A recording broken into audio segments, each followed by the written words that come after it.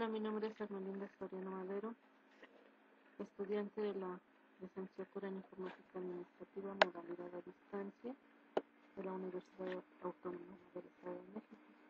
Vamos a ver lo que son dispositivos de entrada y salida. Los dispositivos periféricos son herramientas que permiten la comunicación entre el hombre y el ordenador. Clasificación de dispositivos.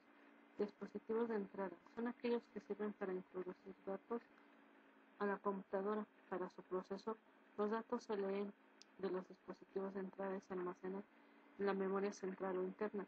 Los dispositivos de entrada se convierten la información en señales eléctricas que se almacenan en la memoria central.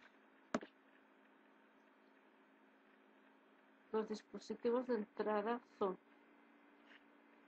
mouse o ratón, escáner, lectores de código de barras, pantallas sensibles al tacto, lápiz óptico, joysticks, micrófono, cámara digital,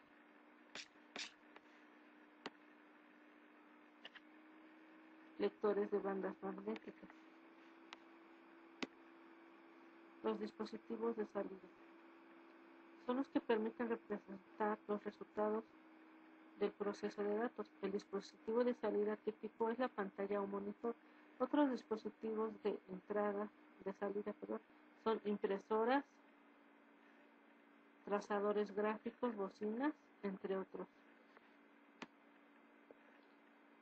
Los dispositivos de entrada y salida son aquellos que tienen doble función de ingresar y sacar la información del computador. Entre ellos tenemos la lectora de CD, la disquera, los puertos USB, módem, fax y lectores de DVD.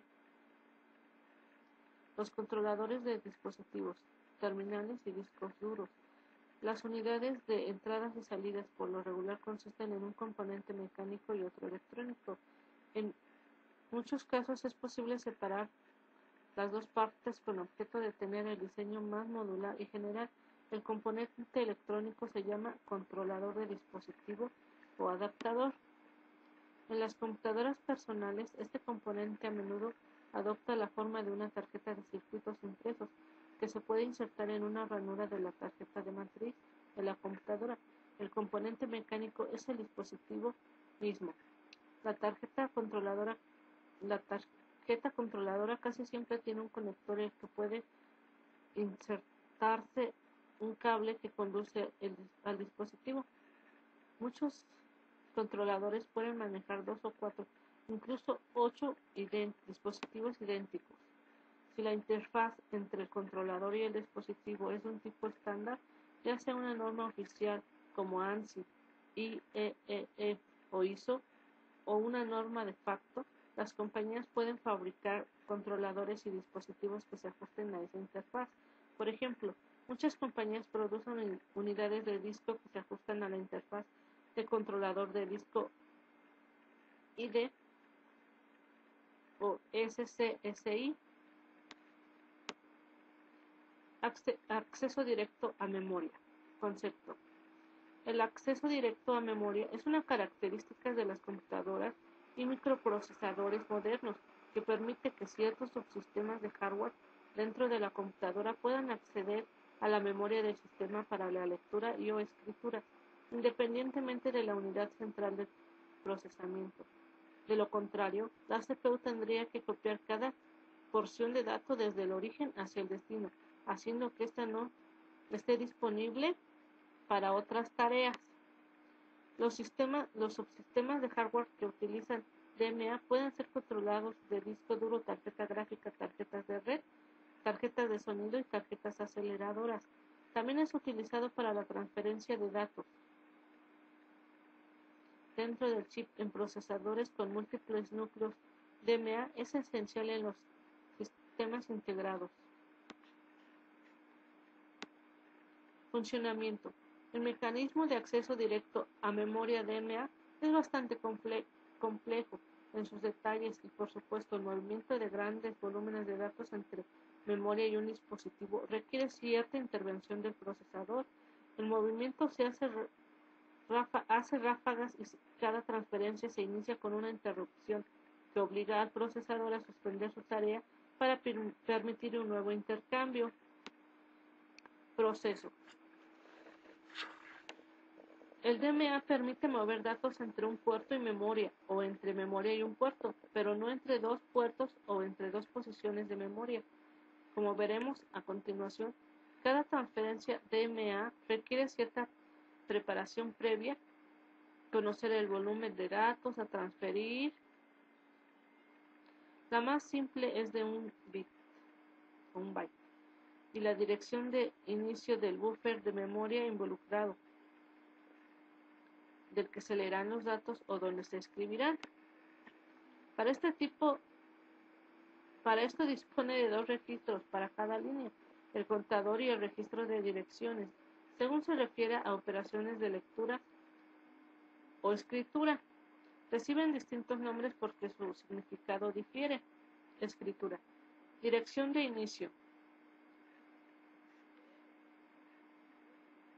Write starting address. Contador. Write starting word count. Lectura. Dirección actual de lectura. Read current address. Contador. Read remaining word count. Después de cada transferencia de un byte, el registro de direcciones del DMAC es incrementado en una unidad y el contador es disminuido en una unidad. Cuando este último llega a 0, la transferencia ha concluido. El DMAC pone el nivel de alto. La línea termina con en el bus de control y procede a enviar al procesador la señal End of Process. A partir de este momento, el controlador no puede realizar otras transferencias hasta que sea programado de nuevo por la UCP. Aunque existen varios canales, el sistema de prioridad garantiza que solo uno de ellos puede estar en funcionamiento cada vez, de forma que sus funcionamientos no pueden solaparse y la señal EOP se refiere forzosamente al canal activo en ese momento. Modos de operación. DMA por robo de ciclo es uno de los métodos más usados, ya que requiere poca utilización del CPU. Esta estrategia utiliza uno o más ciclos de CPU para cada instrucción que se ejecuta. Esto permite alta disponibilidad en el bus del sistema para la CPU, aunque la transferencia de datos se hará más lenta. DMA por ráfagas. Esta estrategia consiste en evitar el bloque de datos solicitando mediante una ráfaga, empleando el bus del sistema hasta finalizar la transferencia. DMA por robo del ciclo es uno de los métodos más usados, ya que requiere poca utilización del CPU. Esta estrategia utiliza uno o más ciclos de CPU para cada instrucción que se ejecuta. Esto permite alta disponibilidad del bus del sistema para la CPU, aunque la transferencia de datos se hará más lentamente. DMA por ráfagas. Esta estrategia consiste en enviar el bloque de datos solicitado mediante una ráfaga, empleando el bus del sistema hasta finalizar la transferencia. Permite una altísima velocidad, pero la CPU no podrá utilizar el bus del sistema durante el tiempo de transferencia, por lo que permanece inactiva. DMA transparente. Esta estrategia consiste en emplear el bus del sistema cuando la CPU no lo necesita. Esto permite que la transferencia no impida que la CPU utilice el bus del sistema, pero la velocidad de transferencia es la más baja posible.